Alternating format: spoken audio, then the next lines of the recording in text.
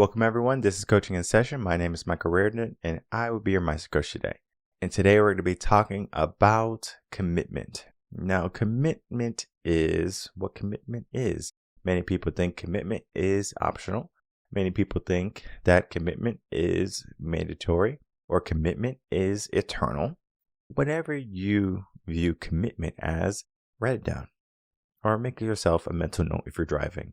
Because it's important to understand your initial mindset when you hear the word commitment. Because what is commitment? Well, commitment is the understanding that what you devote yourself to, you see it through. That might be for self. It could be for a marriage, family. What is that commitment? There's different levels of commitment because when it comes to self, commitment for self can be something that you do when you feel like it. I don't feel like going to the gym today. I'm not going to commit to myself to be in a better state of mind and a better state of body. You might say that you want to have a better body and you want to work out, and you might have even made a resolution and made it a goal and wrote it down. Guess what? Just because you did that, it doesn't mean you're going to commit to it. And when you do something like that, guess what happens? You are making it more difficult for other commitments to stick. Now, it might sound counterintuitive, right? Like, why, if I don't follow through with one commitment, I'm not going to follow through with the other commitments? It's very akin to if you're on a treadmill and you're running and you stop. The brain sees, oh, you stopped. And you might want to start back up. But you actually run less than you did before. Now, of course, there's going to be maybe reasons. You might say, oh, you're more fatigued, you're tired, you're not the same as when you first started, you're not fresh. I'm going to tell you a secret. It's a mindset. Your brain learns something and is giving you signals and cues to stop, even when you can push another minute or another hour. And so the commitment that we give ourselves is based and built around our comfort. Oh, this doesn't feel comfortable. This doesn't feel good for me. I have a bad vibe about this. The energy is off. So you don't follow through with the commitment. If I say I'm going to do something, I see it through.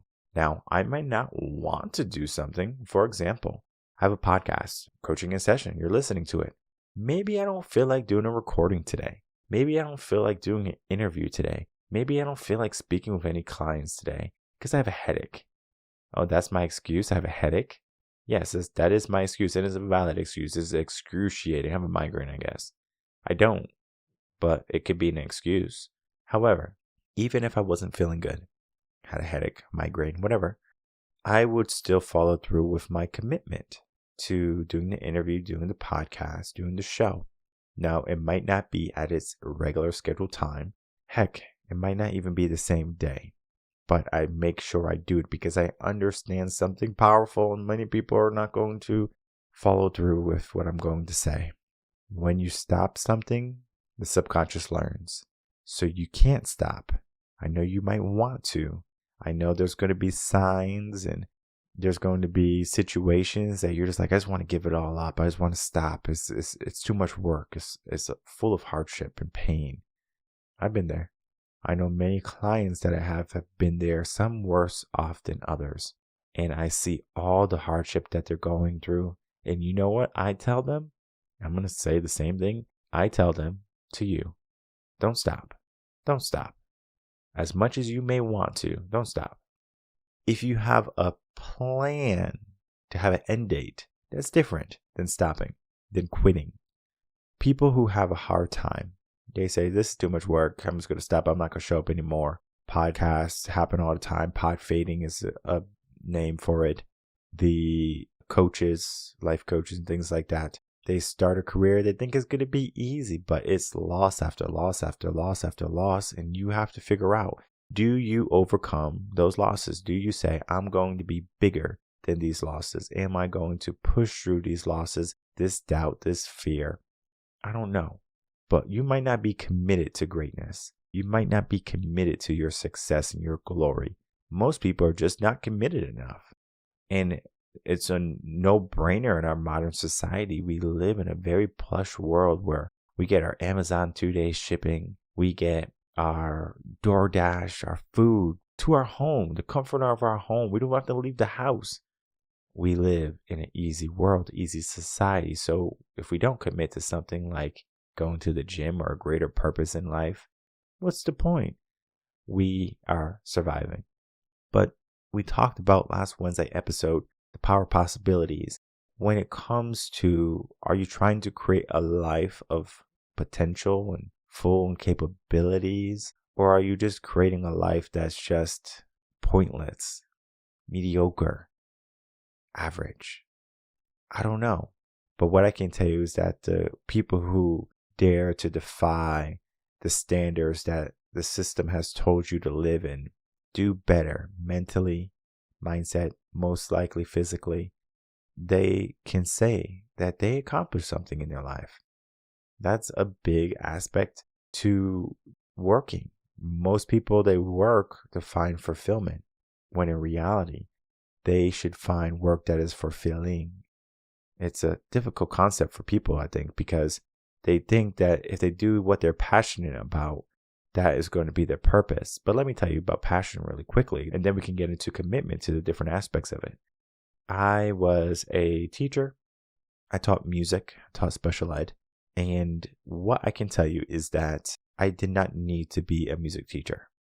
Zero. I did not need to be a music teacher. I could have been a first grade teacher, second grade teacher, kindergarten teacher, high school teacher. Didn't matter. I enjoyed working with the elementary because of my experience with them. They're like a blank canvas and you can instill so many good things in them. When I work with the youth that are teenagers, 18, 19, 20, along those lines, it's a different situation. It's not as playful. It's more of, listen, buddy, this is reality. How can we show up?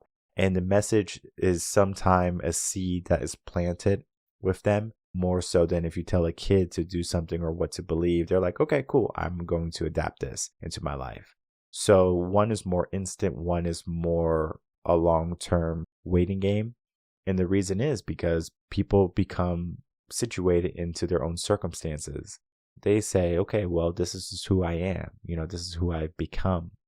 And so they don't want to change.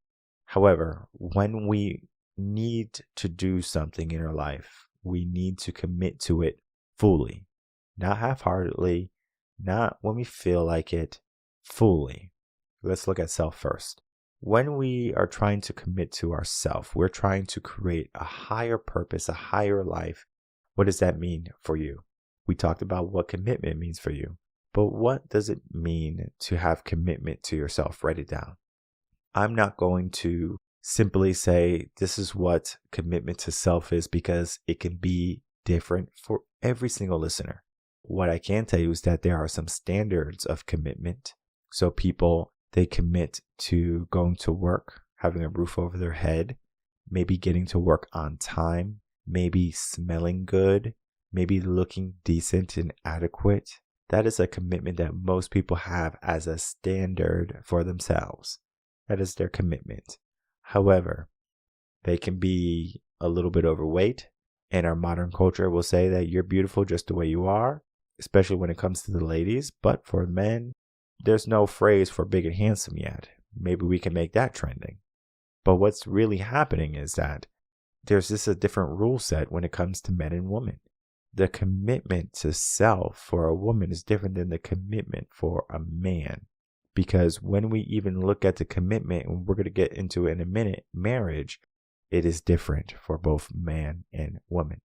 Not saying that we can't have traditional marriages and ideologies, but most people don't have traditional values. So why try to build something if you're not equipped for it? That's like saying, all right, I'm going to tell a fish to go climb a tree. And a fish is not good at climbing trees. They're good at swimming. And you might not be good at climbing trees. You might be good at swimming. What I can tell you is that you can be committed for change if you give yourself an avenue. And typically that avenue is called skin in the game, or it's called burning the bridges, burning the ships, whatever you want to call it. You give yourself one option or the best option. It is not something that is the magic pill. I've seen it fail. And when it fails, it's not so much of the option that they took, but more so of the person. I don't know if you know this, but a lot of people fear success. They fear it like it's like a movie star or something. Have you ever been around a movie star? It could be whoever, a rapper, a Hollywood actress or actor. And you see them and you kind of want to get a picture with them, but they're in the middle of shopping and they seem like they don't want to be bothered. You go talk to them. Now, you might have respect. You say, I'm not going to bother them. They seem like they just want a chill opportunity. However, what I can tell you is that even though it is a moment of displeasure maybe for them because they are just maybe so fed up about taking pictures and signing autographs and stuff like that, it can bring a moment of joy into their life if done the right way. Sometimes people go a little bit overboard, and that's why they kind of are a little bit turned off. If someone came up to me, "Hey, are you Michael Rearden?" "Yes, I am." "Oh, I listened to your podcast. Is it okay if we get a picture?" "Sure thing." We take a picture, right? Maybe I'm in a bad mood that day, right? I'm in a bad mood for some reason, right? Maybe I stubbed my toe against the bed and I'm just in a bad, sour mood. I'm a sour patch, all right? I'm a crab. I'm crabby. So I say, you know what? No one better bother me when I go. I'm putting a mean face on. But yet, you are a person that people might know. And so people come up and say, "Hey, are you Michael Rearden?" "Who's asking?" "Oh, you just look like a guy who, is the owner of Reven Concepts or something." "Okay. Well, what do you need?" "Oh, well, never mind." That person, maybe a long-time listener, long-time fan, maybe potential future client, that's out the window now. Because I decided to not commit to myself and be an upstanding, humble guy. Am I always happy? Of course not. Am I always cheerful and smiling? Of course not. Am I always exuberant and blissful and excited? Of course not. I'm human, just like everyone else. We have our own stresses, our own anxieties, our own problems, but yet I can understand that a person's joy can come from simple action or simple act of kindness. So I commit to myself to be an upstanding individual, and it's a switch almost.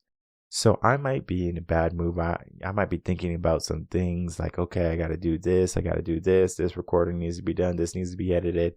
I got to go fire this person. I mean, it goes in my head, and I'm just thinking about all the things I have to do. So I might be caught up in the past and thinking about everything that has to be done, and I lose track of the moment.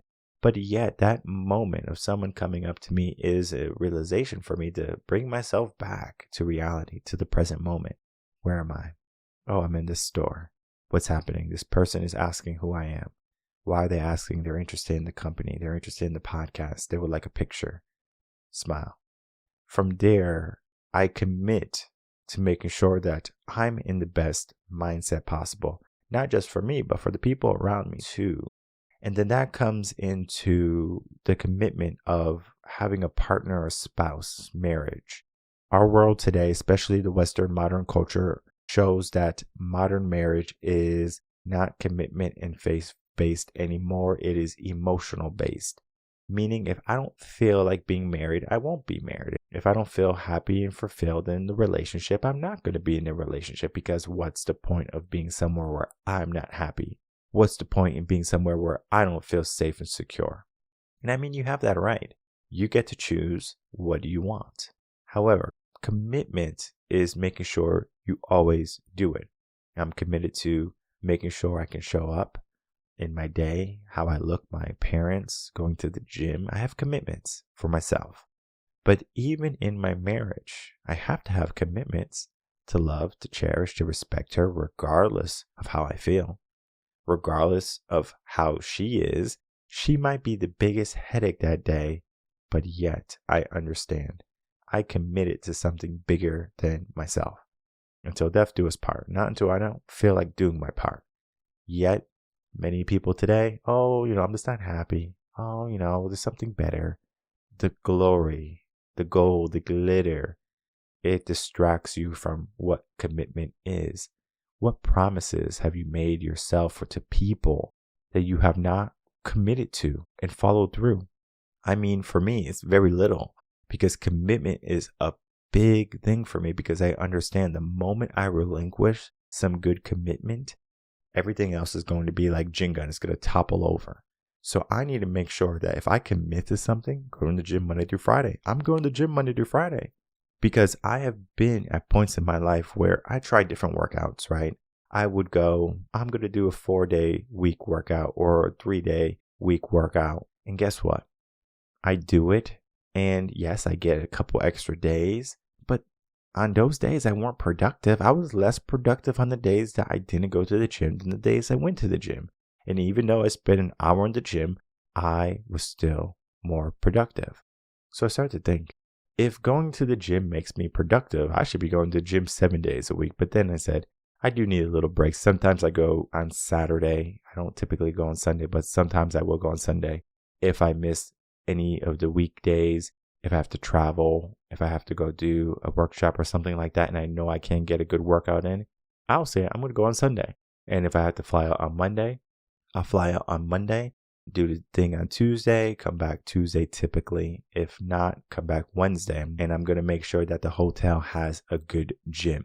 If it doesn't have a good gym, I have an LA Fitness membership. One of the reasons why I have an LA Fitness membership and not another membership is that LA Fitness can be found in many states. So if I go somewhere, LA Fitness might be 30 minutes away or something like that. Yes, it's a 30-minute drive. I understand you might be tired after your work, your workshop, whatever you did, traveling, but you have to show up. You have to be committed to what the end goal is. And that might be long nights. It might be no sleep. It might be you driving 30 minutes to go get a good workout in. What are you committed to? And sometimes in marriage, it's the same aspect. What are you committed to, right? The long nights, the fights, the feelings of inadequacy, loss of respect, the crazy cycle. We can lose our sense of commitment, especially if we don't understand the true value of what marriage is. And it's built on commitment. It's built on trust and it's built on respect. And if you can't trust, if you can't respect, if you can't nurture that relationship, the other person's not going to be committed to you just as you are not committed to them. And they understand if you invest in them. People understand if they feel loved and worthwhile. When I was a teacher, this is not marriage, but you create a relationship with the students that is almost paternal, like you're a parent to them. It's a weird situation to be in because they have their own parents maybe, right? They have their grandparents or guardians or whoever. And so they look at you as a figure, a model, a role model, a hero maybe, someone they want to emulate. Do you show up for that individual? Typically, yes, right? This person sees me as someone they want to be. How can I show up? How can I be the best person possible for them? It's a conversation that many people don't really get into because they just see it as something and they just kind of shove it off. However, that can be a secret key to being committed long term. So if you are having a hard time with commitment in your marriage, maybe you don't have your values set. Maybe you did not take the time in the beginning in the dating process to figure out, well, what are your values? What would you like to accomplish in this world? What does commitment mean for you? Sometimes commitment can mean, well, I'm going to be committed as long as the other person is doing their part. When I feel like it, then it can happen.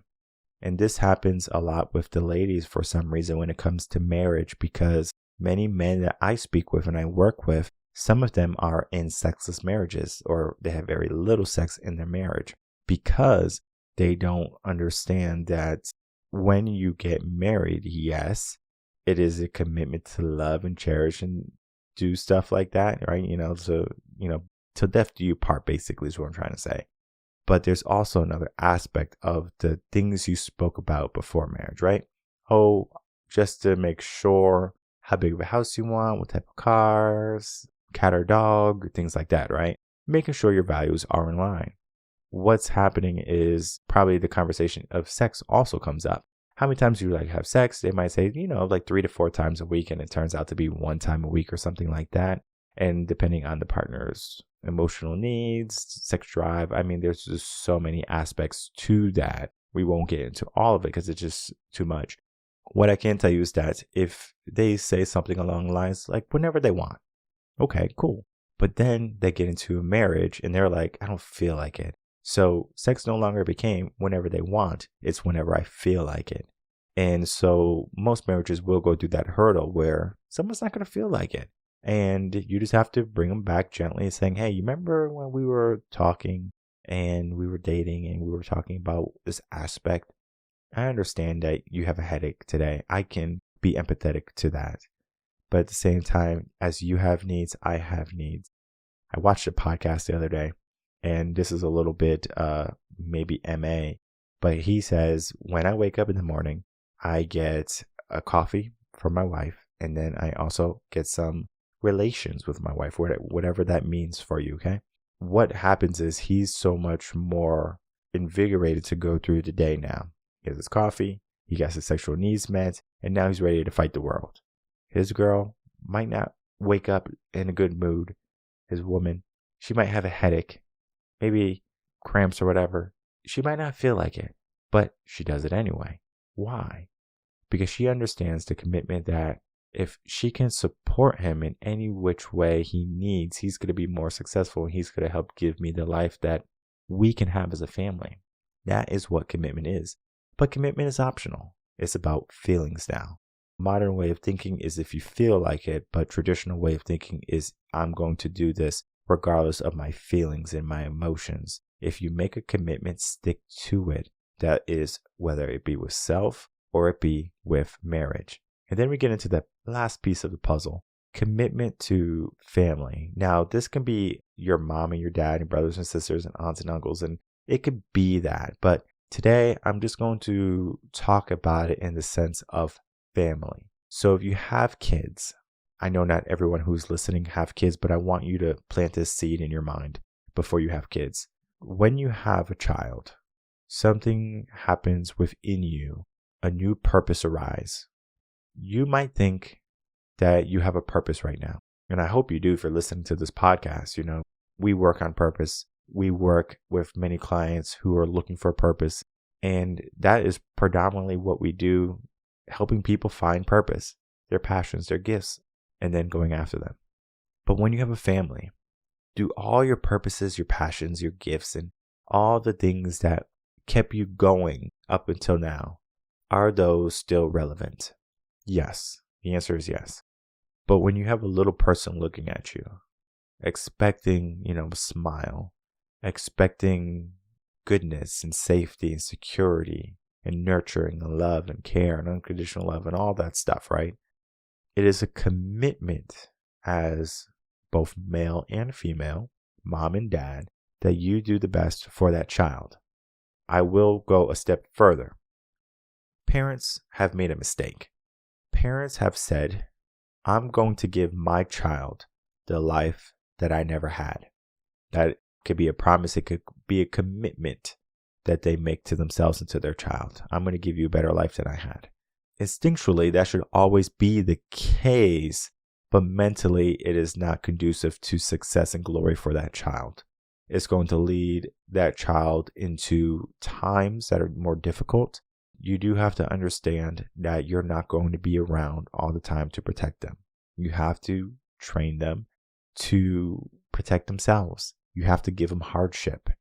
And many times when parents say, I'm going to give my child the life that I never had or a better life than I had, it often relates to the level of hardship that they have to go through or that they went through that their child doesn't have to go through. And I think about it quite often because I'm literally thinking of ways where my kid can have the roughest life possible, but then have the best life possible. Not a better life to me, not a different life to me, just their life. Because a trauma for someone who grows up entitled might be they saw someone littering in the park and they asked them to pick it up and the person said, go away, you C-word or whatever. That could be traumatic for a person. If I'm in the hood where I grew up and I go, hey, you need to stop littering, buddy. They're going to say, what are you, the litter police? I'll say, well, yes, I am. You don't have to pick it up today, but next time, right? There's a garbage can over there. This is your community. You need to be building your community, not destroying it. I'm going to tell this person. Now that person might pick it up because I understand where I come from. If I go in, you need to pick that paper up. That's going to cause some issues. It's going to be a fight. maybe to the death. I don't know. But what I can tell you is that there are different ways you can move in life. I know how to move through a room of snakes. I know how to move through a crowd of gangsters. I know how to work through conversations that many people probably never had in their life because I experienced it. But my wisdom can not only be instilled by me speaking about it. Yes, I can talk about it. Yes, I can talk about the issues, the hardships, the turmoils, the incidents. I can talk about it. But the fact that they haven't lived it, okay, all right, thanks for sharing. Maybe the person can relate to it. It changes their life. But that's going to be a dime a dozen. It's not going to be a great impact. So when you have your family and you commit to them, you have to make a commitment that you are going to instill as much knowledge and wisdom in them. And you're not going to give them the best life. You're going to give them exactly the life they need in order to be a fighter today. My mom and my sister and some friends and stuff, they always mention how I am raising my child. They say, "Oh, you're making him tough." And I'm like, why would I make him weak? And it's like, really? Like, we have to have this conversation? Like, making a kid tough today is almost like a badge of honor. It's like, oh, you're making your kid tough. Kudos to you. I understand not a lot of people are doing it. But don't be afraid to train your son or your daughter to slay dragons in the time of dragons. You train them before the dragons are a problem. You don't train them when the dragons are killing people and eating people. You train them beforehand so they're equipped and they're prepared. You don't want to wait until you're in a situation and you're not prepared. I'm sure there's many people who have found themselves unprepared in a natural disaster, in a pandemic, in a situation where they didn't have living expenses or they didn't have the mindset or they didn't have the skill set in order to come out on the other end unscathed. This is a commitment that you create for yourself. And when you have a family, be committed to make sure that they are equipped to handle any situation. It might not be exactly your situation, but you need to be proud of who you have become. Who you are is built on your failures, is on your successes, on your upbringing. So you saying that you're going to give your child a life that you never had or a better life, I understand the better life aspect, but that means they're not going to grow up to be as strong and as resilient as you are. So what do, right? That's the $1 million question. You train them to handle every situation. I said it before, I'll say it again. Train them to be adaptable in every situation. The wins, the failures, the good times, the bad times. You create standards and rules and expectations for them. From there, you can say that you did everything as a parent to make sure your child can be successful in this world. I still say, even though you did a great job parenting, teachers, you have not much control over because they have 8 hours a day, 6 to 8 hours a day with the teachers that you might be working or you might be doing other things. I don't know. But that's a large amount of time where someone can influence your children. So commitment is not only making sure that they are true to themselves, but you're also instilling values in them that are going to help them, not make them weak. Some of these values that are happening in schools and are trending along in the world are happening because of politics and woke agenda. What I can tell you is that when it comes to family, the parents should have sole responsibility in how they want to raise the child. Now, I understand that some parents, like Gabrielle Union, she has a son and they transition him into a girl or whatever. It's crazy to me, but at the end of the day, that is the parents' choice. It was their choice to have that boy. It was their choice to have an abortion. They chose to have the child. And if they want to go woke and they want to instill this mentality into this young man, that's something that he's going to have to heal from. It guarantees work for me later on in the future, but it's sad to see because it's easier to build strong children than it is to heal broken adults. So that young man, he's going to have to go through therapy. Even though I'm against therapy, it is a severe emotional response he has to fix. He would have to go through therapy, and then after therapy, he might even need life coaching because he's going to be so confused because the child sometimes can be the vision of the parent. A child, as I said early on, is like a blank canvas. We get to paint whatever we see for them. Sometimes a teacher or a parent can paint a aspect of the picture that is an error or a flaw for that child. Not saying that a child should be held to a degree where they have to make adult decisions. What I can say is that as a parent, we should be able to protect our children. And so that is commitment. So as I was saying, overall, when I wake up, yes, I have a purpose, a passion for my business and all my clients and, and all of you. My family also plays a role in that where I'm committed to them. I have to show up, even if I don't want to, even if I have a headache, even if I have a migraine, even if I don't feel like it, maybe I'm sad or something. I don't know. I got to show up. So there's a commitment to self, marriage, family. And some days, like I said, you're going to need someone to hold you accountable. You're going to need someone to hold your feet to the flame, someone who's going to say, listen, I know it sucks, but suck it up. That right there is going to be a true asset in your corner. And it is one of the many things we do here at Reven Concepts. We help people understand that commitment is not temporary. Commitment is not optional. It is mandatory. It is something that you have to adhere to at all times. You just can't say, well, I'm going to love you today and I'm not going to love you tomorrow because you're not doing the things that I like. You have to be in the sense of, no matter what, I'm committed to this. No matter what, I'm in it to win it.